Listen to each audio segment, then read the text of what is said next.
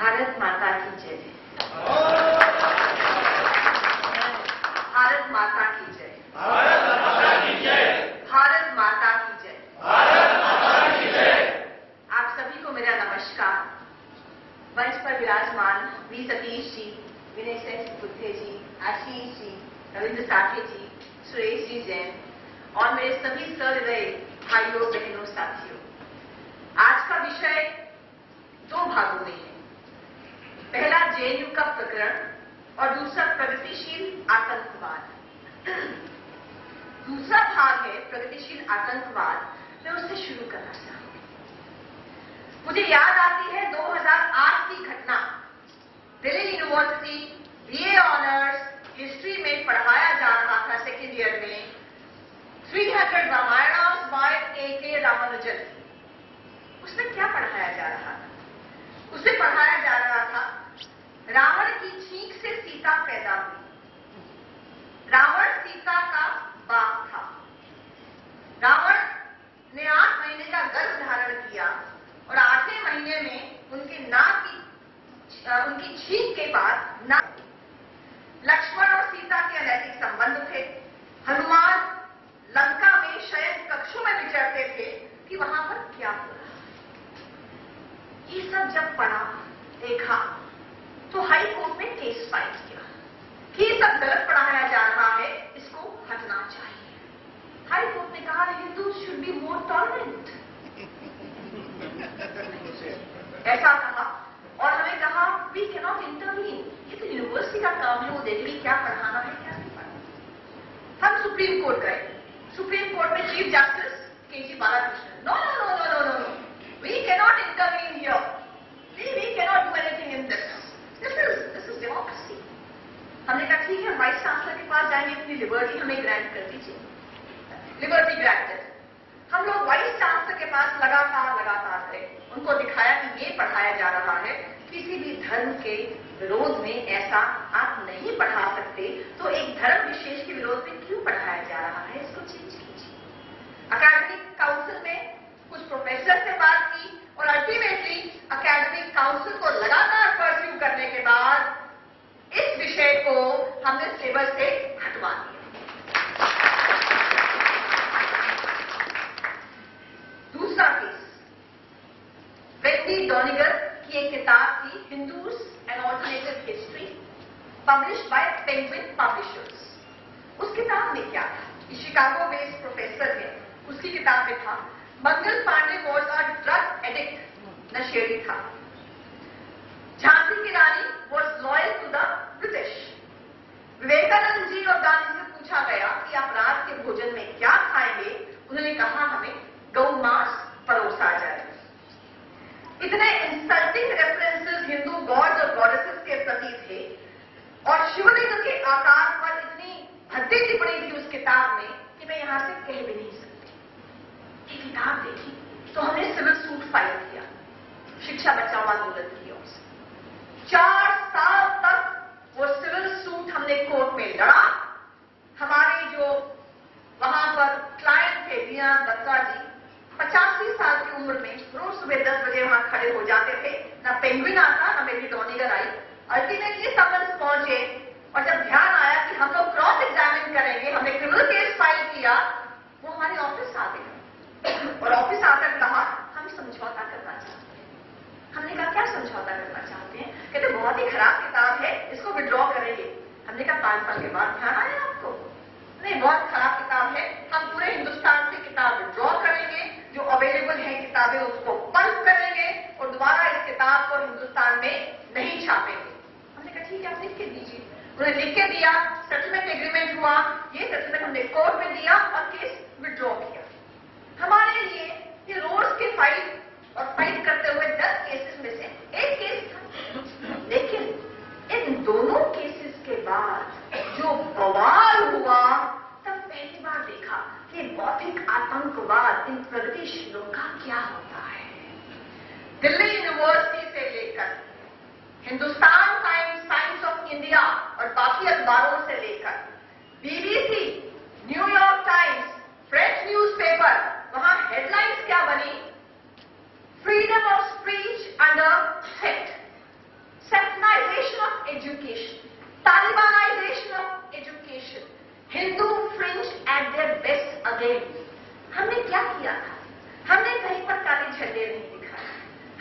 जिंदाबाद मुर्दाबाद नहीं किया था, हमने कहीं पर शीशे नहीं तोड़े थे, कहीं पत्थर नहीं फेंके थे, किसी की बर्बादी के हमने कोई नारे नहीं लगाए थे।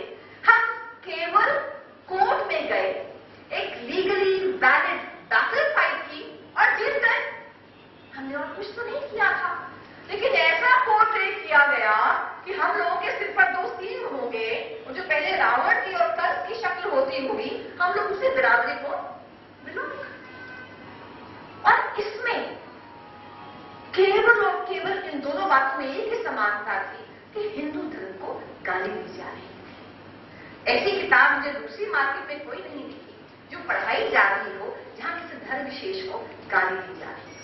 उस समय हमारी न सरकार थी न सत्ता थी, उस समय यूपीए की गवर्नमेंट थी, पर तब भी केसेस लड़े और जीते, क्योंकि जिंदगी तो अपने दम पर ही जी जाती है, दूसरों के कंधों पर तो जनाजे ही होता है। इसके बाद केसेस की लाइन लग गई। एक और केस आया कि आईसीएसई बोर्ड की 6वीं से 8वीं तक की किताबों में पढ़ाया जा रहा है भगत सिंह, राजगुरु, लोकमान्य तिलक ये एक्सट्रीमिस्ट, मिलिटेंट और टेररिस्ट हैं। हम कोर्ट में गए, हमने जैसा आपसे कहा, जैसा 2 तरह के टेररिस्ट होते हैं, आप अपने पोते को क्या बताएंगे? एक होता है गुड टेररिस्ट यानी भगत सिंह, एक होता है बैड टेररिस्ट यानी उसामा बिन लादेन। जैसा आपको बताने आया, एनसीईआरटी का वही रिस्पॉन्स आया, these are those people who will take India to बुलस्टार एज। हमें आदत पड़ गई इस रिस्पॉन्स, पर जज साहब ने उनको कहा nothing doing, change the word, और हमारे महापुरुषों के लिए मिलिटेंट्स, एक्सट्रीमिस्ट, टेररिस्ट वर्ड हटा के फ्रीडम फाइटर्स वर्ड। इस तरह से एक के बाद एक ये जब फाइट किया, और कहीं ना कहीं ध्यान आया कि फ्रीडम ऑफ एक्सप्रेशन, अभिव्यक्ति की स्वतंत्रता के नाम पर ये कर क्या रहे हैं, तो धर्म विशेष को गाली दे रहे हैं, उनके जो देवी देवताएं हैं उनको गाली दे रहे हैं। जब इन पर आगे से भी प्रहार होना शुरू हुआ कोर्ट के माध्यम से, तभी खलबलाहट मच गई, ये बर्दाश्त नहीं कर पाए। ये बौद्धिक आतंकवाद जमीन पर आतंकवाद की शक्ल लेता है। कब लेता है? जब आपको विचारधारा देखनी हो कि विचारधारा कैसी है, उसका कैरेक्टर कैसा है, उसका चरित्र कैसा है, तो तब मत देखिए जब वो विपक्ष में है, आप तब देखिए जब वो पक्ष में है, जब वो सत्ता पर काबिज हो जाती है। हमने वेस्ट बंगाल और केरला में क्या देखा है, मैं आपको ले चलती हूं 1994। सी सरन मिश्रा मास्टर जी, बहन की शादी है, सामान खरीदने गए हैं, जैसे ही बस से उतरे 25 जनवरी 1994 को कुछ कम्युनिस्ट लोग उनके पीछे पड़ गए, उनको जमीन पर गिराया और घुटने से नीचे उनके दोनों टांगों को काट दिया। क्या अपराध था उनका? केवल एक ही अपराध था कि वो मार्क्सिस्ट कम्युनिस्ट परिवार में जन्मे थे, पर उनको ध्यान में आया कि ये मार्क्सिस्ट आइडियोलॉजी राष्ट्रवादी नहीं है, ये राष्ट्रवादी आइडियोलॉजी के प्रति आकर्षित हो रहे थे, ये आरएसएस की ओर आकर्षित हो रहे थे। बर्दाश्त नहीं हुआ ये वहां की सत्ताधारी कम्युनिस्ट पार्टी को उनकी टांगें काट दी। मैं आपको आगे ले चलती हूं, मास्टर जय किशन की क्लास में 8वीं और 9वीं कक्षा के बच्चों को पढ़ा रहे थे, वो भी कहीं ना कहीं मार्क्सिज्म के विरोध में कन्नूर में बात करते हैं। क्लास के अंदर उन बच्चों के सामने उनकी वहीं पर हत्या कर दी गई। सोचिए उस परिवार के बारे में और सोचिए उन बच्चों के बारे में, उनके जहन में पूरी उम्र के लिए पूरी लाइफ के लिए क्या रह गया। मैं आपको आगे ले चलती हूं, टीजे जोसेफ 4 जुलाई 2010 उसका दाहिना हाथ काट दिया गया। क्यों काट दिया गया? वो न्यूमैन क्रिश्चियन कॉलेज में पढ़ाते थे, बीकॉम पढ़ाते थे, सेकेंड ईयर पढ़ाते थे। उन्होंने एक वहां प्रश्न पूछ लिया पैगंबर मोहम्मद के ऊपर, उनका हाथ काट दिया गया।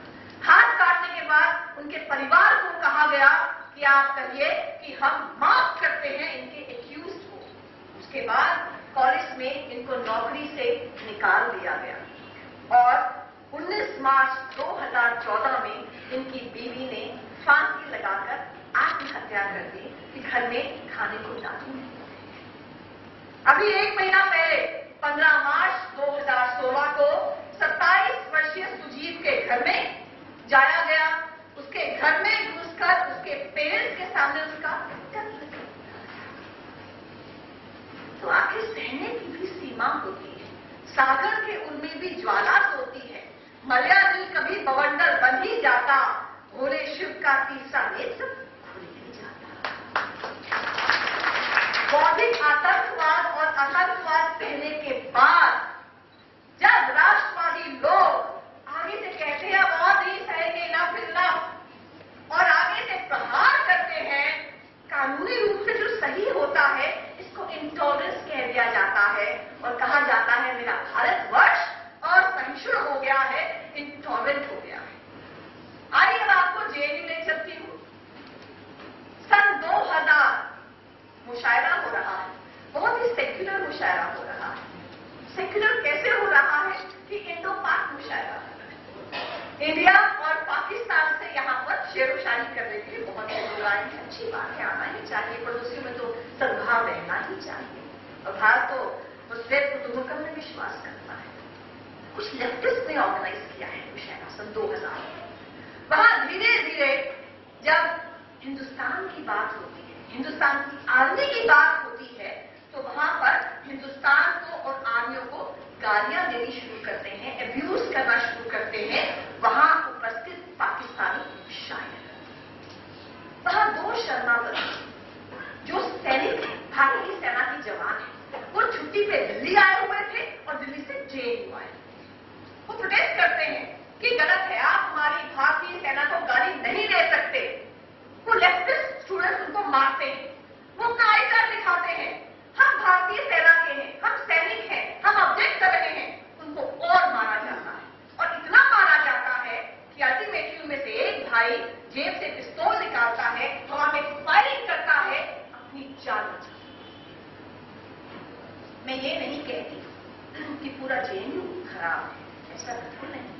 मैं जेएनयू के पास है, उसको पिछले 20 देख रही हूं, समझ रही हूं। जेएनयू में बहुत ही बढ़िया टीचर्स हैं, जबरदस्त स्टाफ है, जबरदस्त स्टूडेंट्स हैं। एक तबका है, यानी कुछ टीचर्स, कुछ स्टूडेंट्स और कुछ एडमिनिस्ट्रेशन के लोग, जिसको मैं कहती हूं हेट इंडिया ब्रिगेड है। ये हिंदुस्तान के खिलाफ बोलते हैं, दिन में भी बोलते हैं, रात में भी बोलते हैं, सर्दी में भी बोलते हैं, गर्मी में भी बोलते हैं। ये केवल जेएनयू के टीचर्स और स्टूडेंट्स नहीं है, मैं मानती हूं ये मिलिटेंट्स और एक्सट्रीमिस्ट के फ्रंट्स हैं जो वहां काम करते हैं। जब भी मैं जेएनयू की बात करूंगी, मैं केवल हेट इंडिया ब्रिगेड की बात करूंगी। आपको मैं आगे ले चलती हूं। सन 2010 जेएनयू का रनिंग पॉइंट गंगा ढाबा, वहां पर बसें भरी जा रही हैं। किससे बसें भरी जा रही हैं? बसें भरकर बच्चे जा रहे हैं। कहां जा रहे हैं बच्चे? तो नई दिल्ली में एक कन्वेंशन हो रहा है, उसका नाम है कन्वेंशन ऑन आजादी द ओनली वे। कौन उपस्थित है? ये पूरी anti India brigade, Kashmiri militants हैं, एसएएस गिलानी है, अरुंधति रॉय है, वरावर राव है, खालिस्तानी नागानी है। क्या डिमांड कर रहे हैं? ये कह रहे हैं कश्मीर नीड्स आजादी फ्रॉम भूखे नंगे हिंदुस्तान।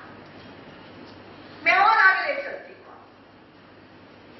नवरात्र का पर्व है जो पूरे हिंदुस्तान में ही नहीं बाहर भी मनाया जाता है, पर जहां हर जगह शक्ति की पूजा होती है और पूजा होती है कि शिव शक्ति के बिना शव है, यहां जेएनयू में कुछ लोग महिषासुर बलिदान दिवस मना रहे हैं। क्या कहते हुए? वो कह रहे हैं fair skin Durga did atrocities on dark skin Dalit, that is Mahishasura. यानी इसको वो क्लास वॉर, कास्ट वॉर दिखा रहे हैं कि जो स्वर्ण जाति की दुर्गा है वो दलित महिषासुर के खिलाफ उन पर अत्याचार कर रही है। ईयर आफ्टर ईयर यही वहां पर किया जाता है। और इस बार होली पे वहां पोस्टर्स लगे। कुछ दिन पहले होली पे पोस्टर्स लगे हैं। वो पोस्टर्स कहते हैं कि होली का त्योहार तो झूठा है, ये तो आधे महिलाओं के साथ दुराचार करते थे, उसके बाद महिलाओं को जला देते थे। ये आर्यों का अत्याचार है होलिका जैसी दलित महिला के। यानी कुछ भी होता है तो राष्ट्र विरोध होता है और समुदाय विशेष का विरोध होता है। किसके नाम पर? लिबरल एथॉस के नाम पर, डेमोक्रेसी के नाम पर। सन 2000 में वहां एक पोर्नोग्राफिक वीडियो पकड़ा गया जो जेएनयू के हॉस्टल में शूट हुआ था। हाई टेक इक्विपमेंट के साथ, हाई रेजोल्यूशन कैमरा के साथ, लड़का लड़की भी जेएनयू के थे। पकड़ा गया वीडियो तो इमीडिएटली जेएनयू एडमिनिस्ट्रेशन हरकत में आई। उन्होंने कहा कि henceforth the girls will not be allowed to enter the boys hostel। बवाल मच गया। हमारी freedom of speech, liberty, movement के ऊपर कुठाराघात हो गया है। इतना जबरदस्त प्रोटेस्ट हुआ कि ये सर्कुलर वहां की जेएनयू की एडमिनिस्ट्रेशन को विथड्रॉ करना। यानी इस हद तक जाते हैं ये लिबरलिज्म के नाम पर, डिसेंट के नाम पर, डिस्कशन के नाम पर।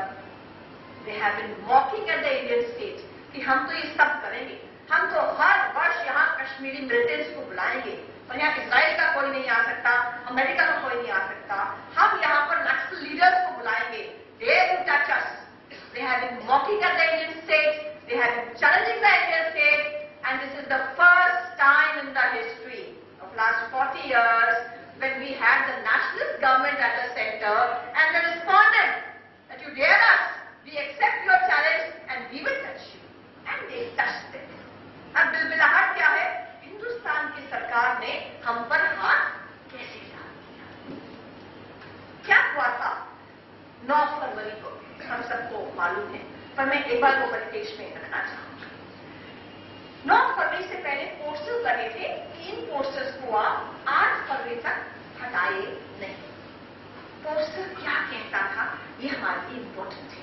पोस्टर के वर्डिंग्स थे protest march against judicial killing of Afzal Guru and Maqbool Bhat. और पोस्टर क्या कहता था? In solidarity with the struggle of Kashmiri people for their democratic rights to self-determination in rage against occupation of Kashmir। यानी 2 बात पोस्टर कहता था। पहला पोस्टर ने कहा कि जो जुडिशियल किलिंग हुई है अफजल गुरु और मकबूल भट्ट की, उसके खिलाफ भी प्रोटेस्ट मार्च। और दूसरी बात उसने कही कि जो इंडिया ने कश्मीर को इलीगली ऑक्यूपाइड कर रखा है, कब्जा कर रखा है, उसके खिलाफ परमिशन दी गई, आप कर सकते हो दरगाह ढाबा के पास। लेकिन जैसे ही एबीसी के लोगों को मालूम चला, वो एडमिनिस्ट्रेशन के पास गए, कहा ऐसा एंटी नेशनल प्रोग्राम कैंपस में कैसे हो सकता है? जेएनयू एडमिनिस्ट्रेशन ने परमिशन को विथड्रॉ कर दिया। उसके बाद जो हुआ, it was illegal, it was an unlawful assembly. क्या नारे लगे? नारे बताना आवश्यक है। तभी आऊंगी फ्रीडम ऑफ एक्सप्रेशन है कि नहीं है, सेडिशन है कि नहीं है, क्योंकि मैं देखती हूँ रीजनल मीडिया और इंग्लिश मीडिया और कुछ हद तक हिंदी मीडिया ने ये बहुत हद तक कहते हैं कि तो फ्रीडम ऑफ एक्सप्रेशन था, तो डिसिप्लिनरी इशू था, क्या हो गया, बच्चों ने गलती कर दी। ये गलती नहीं, ये अपराध है। और हम लोग मीडिया के स्टूडियोज में या दरगाह ढाबा में तय नहीं करेंगे क्या जिस प्रकार की सुप्रीम कोर्ट की जजमेंट्स हैं, जो कोर्ट ने अब तक कह रखा है, उसके बेसिस पर तय होगा ये क्या। तो नारे क्या है? कश्मीर की आजादी तक जंग रहेगी, भारत तेरे टुकड़े होंगे इंशाअल्लाह, कश्मीर मांगे आजादी, हुर्रियत मांगे आजादी, अफजल हम शर्मिंदा है, तेरे कातिल अब तक जिंदा है, पाकिस्तान जिंदाबाद, कितने अफजल मारोगे, घर घर से अफजल निकलेगा, अफजल तुम्हारे अरमानों को हम मंजिल तक पहुंचाएंगे। एफआईआर लॉन्च हुई, कन्हैया कुमार को अरेस्ट कर दिया गया। 3 दिन तक दिल्ली पुलिस ने वेट की, हाईकोर्ट गए, उमर खालिद और अनिल बान, कहा हमें बचाइए, दिल्ली पुलिस आ रही है। कोर्ट ने कहा जाओ और सरेंडर करो। तब जाके इन्होंने 3 दिन बाद सरेंडर किया। अब प्रूफ क्या है? मीडिया कहता है डॉक्टर है ना, वीडियो डॉक्टर है, गलत कहता है। अगर मैं आपको बताना चाहूँ तो 7 वीडियोस में से 5 वीडियोस ऑथेंटिक है। जो पहली दोनों वीडियोस आई थी, जो नारे भी दिखाती हैं और असेंबली भी दिखाती हैं, वो ऑथेंटिक है। दूसरी बात, जो इंटरनल सिक्योरिटी कमिटी है जेएनयू की, उसने कंफर्म किया है ऐसी एंटी नेशनल गैदरिंग हुई है और एंटी इंडिया स्लोगन्स बोले गए। थर्ड, जो प्रोक्टोरल कमेटी है उसने भी ये बात कंफर्म की है। फोर्थ, कन्हैया कुमार ने भी कहा है, पुलिस ने भी कहा है कि फॉरेन एलिमेंट्स, कश्मीरी एलिमेंट्स थे। अंदर कैसे आए? हम और आप अंदर जाते हैं तो आई कार्ड दिखाकर जाते हैं। मैं बताती हूँ अंदर कैसे आए। जब अंदर आने को पुलिस ने रोका, सिक्योरिटी ने रोका, तो कन्हैया कुमार जी ने वहां कहा कि मैं जेएनयू स्टूडेंट्स यूनियन का प्रेसिडेंट बोल रहा हूं, इनको आने दीजिए। तो वो इन्हें अंदर लेकर आया। उसके बाद जब एडीबी के कहने पर इस प्रोग्राम को कैंसिल किया गया था, तो लड़ने कौन थे एडमिनिस्ट्रेशन से, प्रोग्राम कैसे कैंसिल कर रहे हो? वो जो पोस्टर था वो उसके संज्ञान में था, ध्यान में था। उसके बाद उमर खालिद, उसने 800 बार गल्फ, बांग्लादेश, कश्मीर फोन किया, इससे पहले या इस कार्यक्रम से पहले। और उसके बाद जब जो माओविस्ट है हेम मिश्रा, वो नागपुर जेल से छूट कर बाहर आया, तो यही उमर खालिद उसको रिसीव करने नागपुर जेल के बाहर गया था। मैं ये दावे से कह सकती हूँ, सबूतों के आधार पर कह सकती हूँ, ये डिसिप्लिनरी इशू नहीं था, एक स्टूडेंट गैदरिंग नहीं थी जहां पर ये फ्री हाइक के अगेंस्ट में, ये मेस के फूड के अगेंस्ट में, ये नए कोर्सेज के अगेंस्ट में, ये एडमिनिस्ट्रेशन के अगेंस्ट में फाइट कर रहे थे, नारे लगा रहे। ये माओविस्ट, नक्सल और कश्मीरी सेपरेटिस्ट की गैदरिंग जो एंटी नेशनल। मैं आगे आती हूँ, सेडेशन लॉ क्या कहता है? तो डिबेट देख रही थी एनडीटीवी पर, सेडेशन तो नहीं बनता, sedition is an archaic law, इसको तो खत्म कर देना चाहिए। या आप तय करेंगे मीडिया में बैठकर या कहीं और बैठकर खत्म होना चाहिए कि नहीं होना चाहिए।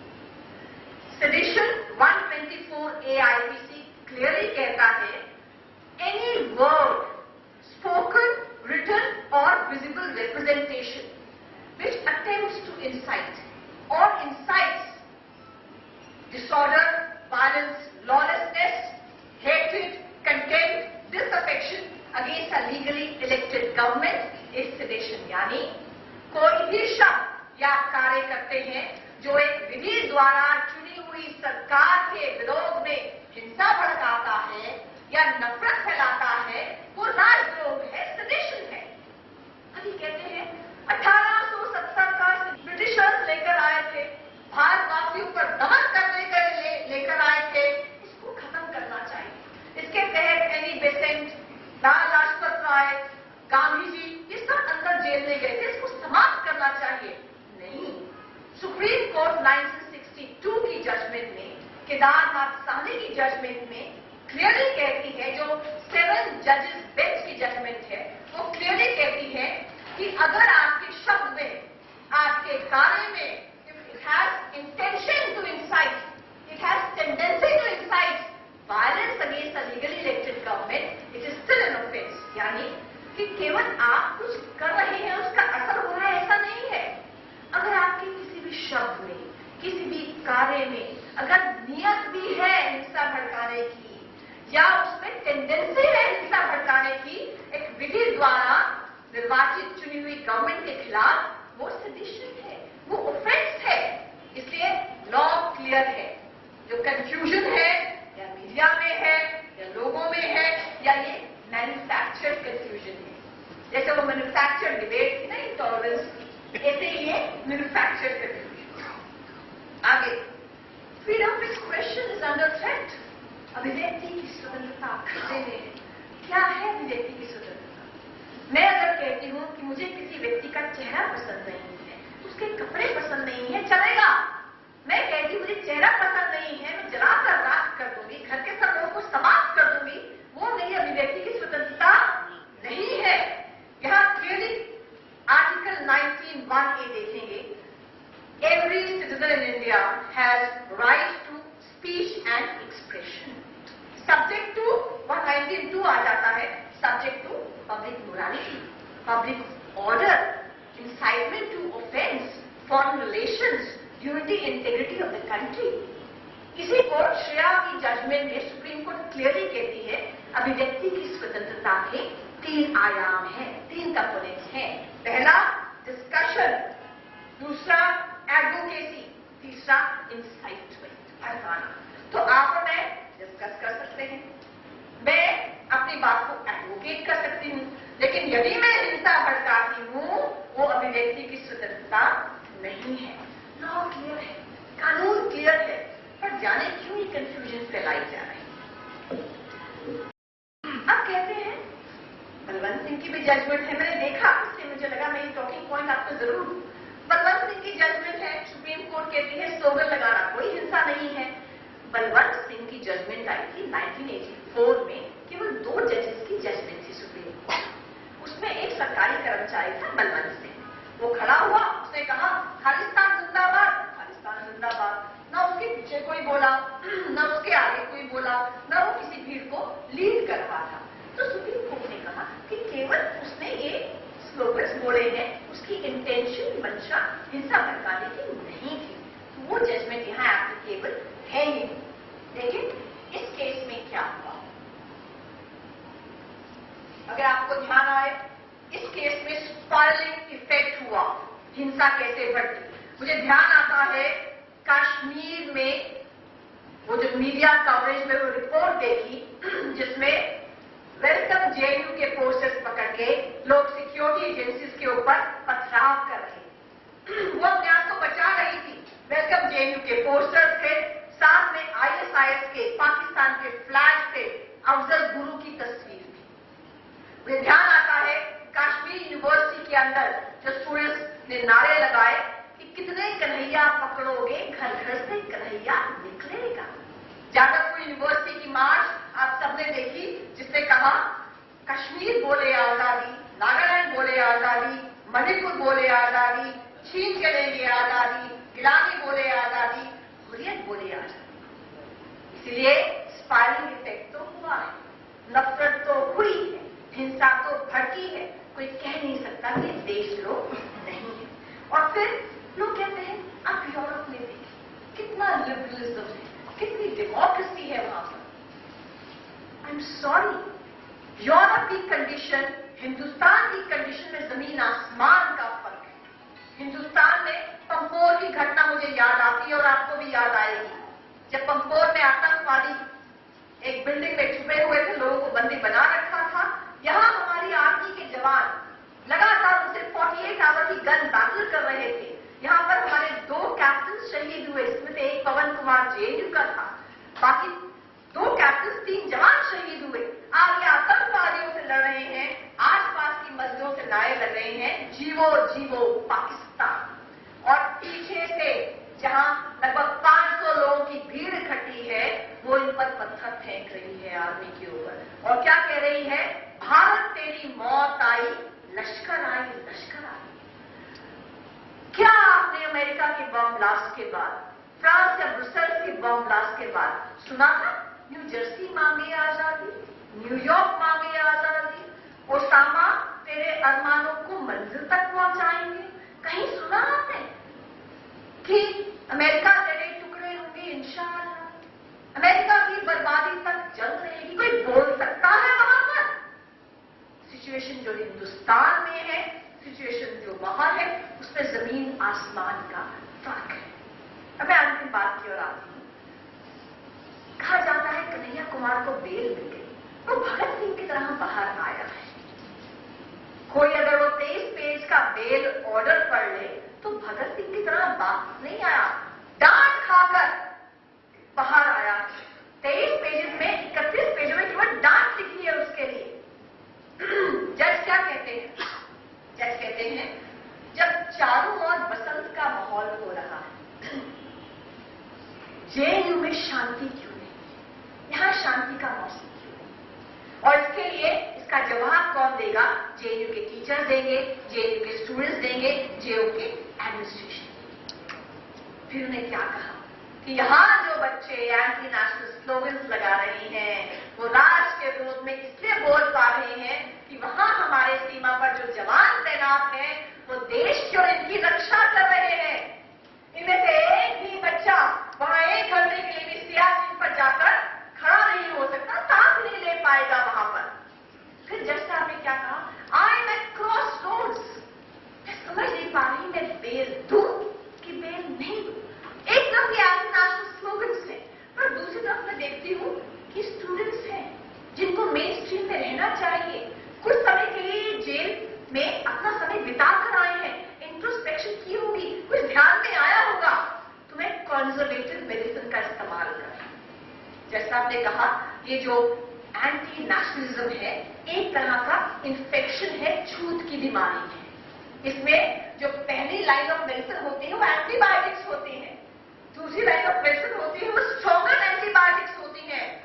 तब भी अगर बात नहीं बनती तो उसके बाद सर्जरी करनी पड़ती है, और तब भी अगर लिम्स में, हाथ पांव में गैंग्रीन हो जाए तो उसको काटना पड़ता है, एम्पुटेट करना पड़ता है। मैं तो फर्स्ट लाइन ऑफ एक्शन कर रही हूं, मैं केवल एंटीबायोटिक दे रही हूं। यानी नहीं सुधरोगे तो second, third, fourth line of action भी हो जाएगा। और अंत में क्या कहा, जैसा हमने अंडरटेकिंग दो, कन्हैया कुमार तुम तो जेएनयू स्टूडेंट्स यूनियन के प्रेसिडेंट थे, तुम्हारे होते हुए ऐसी एंटी नेशनल एक्टिविटीज हो कैसे गई, तुमने रोका क्यों नहीं उसको? अंडरटेकिंग दो कि तुम किसी एंटी नेशनल एक्टिविटी में पार्टिसिपेट नहीं करोगे, जेएनयू में तुम्हारे रहते कोई ऐसी एक्टिविटी नहीं होगी। एक फैकल्टी मेंबर को कहा इसकी श्योरिटी दो कि इसका जो दिमाग में सब भरा हुआ है वो पॉजिटिव और चैलेंज होगा, इसकी टाइम, इसकी एनर्जी पॉजिटिविटी की ओर जाएगी और ऐसा कोई काम नहीं करेगा। इस प्रकार से वेद पर बाहर आया है। एक तो फायदा हुआ है, लाभ हुआ है देश को, जहां भारत से आजादी की बात करते थे वहां भारत में आजादी की बात कर रहे हैं। लेकिन ये भूल रहे हैं कि पहले जो इन्होंने अपराध कमिट किया है, अब तो कई प्रकार के नए अपराध कर रहे हैं। जिसको गाली दे रहे हैं उनको भी तो एक अभिव्यक्ति का अधिकार है, डिग्निटी ऑफ लाइफ का अधिकार है। उन्होंने भी केसेस फाइल करने शुरू कर दिए, तो आधा समय तो इनका कोर्ट में ही जाएगा, बेचारे पढ़ाई क्या करेंगे। अंत में मैं ये कहना चाहूंगी, हम क्या कर सकते हैं। मुझे वो कथा ध्यान आती है कि जब राम सेतु बन रहा था, नल नील हनुमान स्वयं श्री राम वहां मौजूद थे, तो एक छोटी सी गिलहरी रेत में कूदती, फिर पानी में डुबकी लगाती, फिर रेत में आती, तो सबने कहा पगला गई वो, क्या कर रही हो? तो उसने कहा यहाँ तो इतने बड़े बड़े लोग मौजूद हैं, मैं गिलहरी केवल अपना गिलहरी प्रयास कर रही हूं। तो आप जहां हैं, जितना आपका सामर्थ्य है, कोई कुछ कर रहा है कि नहीं कर रहा, आप तय कीजिए। मैं अगर सोशल मीडिया में हूं तो रोज एक अच्छा कंटेंट सोशल मीडिया में डालूंगा या डालूंगी। आप तय कीजिए कि किसी न्यूज़पेपर में गलत आ रहा है, मुझे ठीक नहीं लगा, मैं letter to the editor email करूंगा या पोस्ट करूंगा। कोई टीवी एंकर गलत भाषा का इस्तेमाल कर रहा है तो मैं चिट्ठी लिखूंगा, नीचे स्क्रॉल आता है, आप कहां पर कंप्लेंट कर सकते हैं। बिलीव मी, हर एक बात का, हर एक शब्द का असर होता है, आपकी हर चिट्ठी का असर होगा। आप जहां बैठे हैं, आप चाय की दुकान पर बैठे हैं, अपने ऑफिस में बैठे हैं, अपने कॉलेज में बैठे हैं, अपने प्रोजेक्ट में लगे हुए हैं, आसपास के 2-4 लोगों से राष्ट्रवाद के ऊपर बात जरूर करें। क्योंकि आज मैंने स्कूल से बस जरा यूं ही कहा कि आपके साम्राज्य में इतना अंधेरा क्यों रहा,